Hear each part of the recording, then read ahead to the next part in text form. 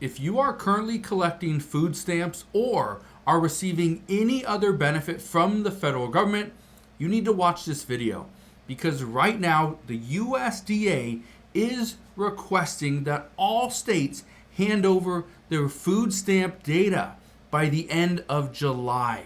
So in about a week. They want all this information. And what they do with that information, well, that could be troubling. And that's what we're going to talk about in today's video.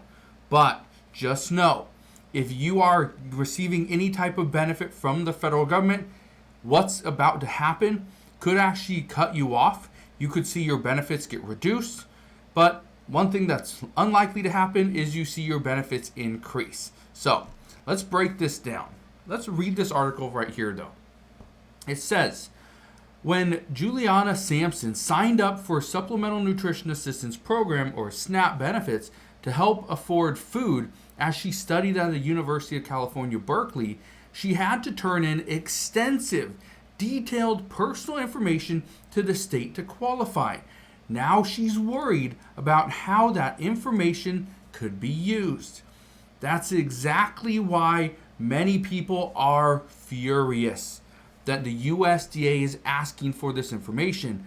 But the Trump administration has said in order for them to get rid of all the waste, fraud, and abuse, they need all the information.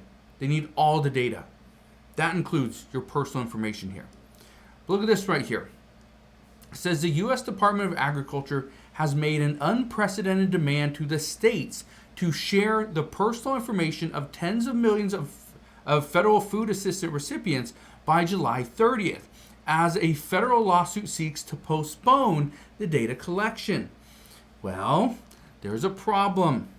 The Trump administration has already come out and said that if states do not comply, they could actually lose funding. Look at this. It says USDA is requiring states to turn over identifying information on all SNAP recipients and applications since 2020, including but not limited to names, dates of birth, addresses, and social security numbers, as well as the dollar amount each recipient received over time. It says states that do not comply with USDA's data demand could lose funds. There are more than 42 million Americans that currently receive SNAP benefits. That's about 12% of the U.S. population. There is a large number of people that are concerned by what's happening. I want to read a couple things to you. It says she and 3 other SNAP recipients, along with a privacy organization and an anti-hunger group, are challenging USDA's data demand in a federal lawsuit, arguing the agency has not followed protocols required by federal privacy laws. Late Thursday, they asked a federal judge to intervene to postpone the July 30th deadline, and a hearing has been scheduled for July 23rd, so in just 2 days. Now, will this get pushed back? Possibly. Here's the thing, and this is why I'm bringing this to your attention. There are still so many people that are receiving benefits that probably shouldn't receive benefits. Now, I'm not talking about millions and millions of people. It's probably a very small percentage. Some say it's going to be well less than 1%. But here's the problem. Even if it's 0.1%, or even if it's 5%, doesn't matter. The Trump administration is trying to crack down on waste, fraud, and abuse. They can't do that, though, without this information, according to reports. So, with that said, there's only a few options. Now, this is one. The states turn over all the information, and then the Trump administration and the USDA will go through it and determine who is actually receiving benefits that is ineligible. Or, and this is where it's a huge controversy, what if the states handed over the information, okay, or just some information, not all of it? The Trump administration is going to just stop funding. They're not going to send the funds to the states. So it's going to be all on the states to fund SNAP, which states aren't going to be able to do it. So here's the big question, and this is the $1 billion question here. The other alternative is the Trump administration and the USDA requires all SNAP recipients to go and reapply. That they pretty much stop benefits and you have to reapply.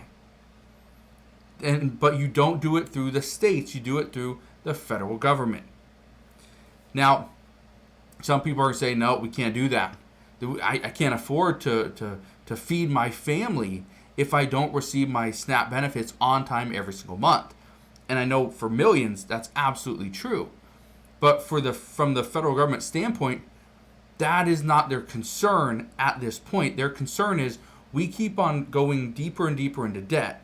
And President Trump's one big beautiful bill doesn't actually help that because we are going deeper into debt in order to fund these things. So as of right now, all I can tell you is that the USDA requesting that states hand over all this information prior to July 30th, that right there could be a massive, massive hit. Because if states don't do this, then what does the USDA decide to do? Do they just stop payments?